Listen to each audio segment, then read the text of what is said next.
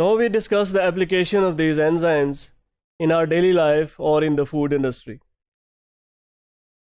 As we have seen that many of the enzymes, they are related to deteriorative or negative effects on food. They can also be used for a lot of positive reasons in the food industry. For example, these proteolytic enzymes they come from plant sources, or the plant sources are their main source from where they can be extracted and used industrially.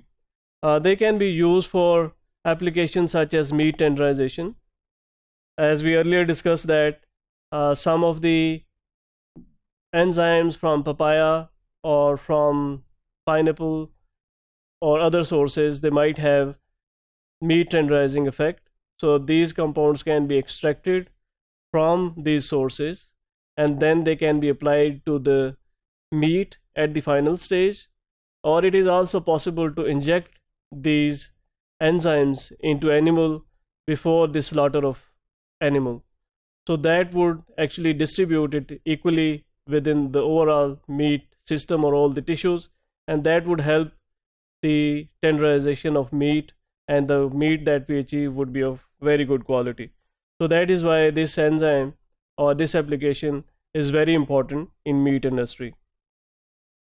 Similarly, if we talk about the production of milk powders that are used for making chocolate, because the chocolate have milk as a main composition other than cocoa, so it would have it is treated with lipase enzymes. So these lipase enzymes bring about desirable flavor, because these lipase, as we discussed, they would be break down these lipids present within milk system, and these lipids, once they are broken down to simpler compounds, they produce flavor compounds.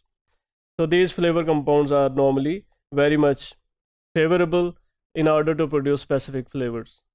Another important application is in the beer industry, where we make chill-proof beer. That would mean that many of the proteins, when they are at low temperature, they cloudify the final product. So the final product is not transparent, it would have some cloud formation within the final product, and that is due to the proteins. So if you use certain proteases to break down these cloudifying compounds or agents, this would give us a product that at even lower temperature is sparkling and it is transparent. So in the beer industry or alcohol industry, enzyme have applications. Now talk about these protein hydrolysates. These are again very important nutritional components that can come from plant sources or animal sources. They can be used for many different reasons in food. They could have a lot of applications as an additive. They can be used as flavoring. They are used as nutrients in food supplements. They can be used as stabilizer for many foods. So this is another application. Many of the cheese that we form through fermentation process, this desirable flavors come from action of many enzymes, as we discussed about lipases earlier. Similarly, for example, this Roquefort or blue cheese milk, it has to be treated with lipase to give up at the end a very desirable flavor that comes from the end product of lipid hydrolysis. If we talk about these fatty acids, we discussed that these fatty acids are broken down by lipases. These fatty acids then again broken down to simpler compounds, and they produce unique flavors. They can also be added, lipases can be added to eggs as well, and then these egg white would be having more whipping quality, means it can incorporate more amount of air if lipases are added, so it would increase the whipping quality of egg whites, and then that has to be used for many other applications. Now talk about this carbohydrate splitting enzymes. One of the very important application in the formation of malt. When the malt is produced from barley, the barley seed have to be sprouted, and during the sprouting process, we look at this enzyme invertase that breaks down complex sugars into simpler sugars and produce maltose. Similarly, we work on many of the carbohydrates or something complex carbohydrates, for example, starches. and then we can modify many starches for their application in food industry. And these starches can also be used for other applications such as sizing and laundering of textile cloths, etc. So we can have a lot of application from starch or modified starches. When they are treated with enzymes, they produce simpler sugars. For example, in corn syrup or high fructose corn syrup, this is one of the very industrial food additive, heavily consumed in many food products. It comes from corn. When the corn is treated with the enzymes, the complex starches are broken down into simpler starches, and they impart sweet taste to the end product. So instead of using sucrose, high fructose corn syrups, they find many applications in the food industry. Invertase is another enzyme we earlier discussed, is also called as sucrase. It acts upon on sucrose, breaks down into a simpler products.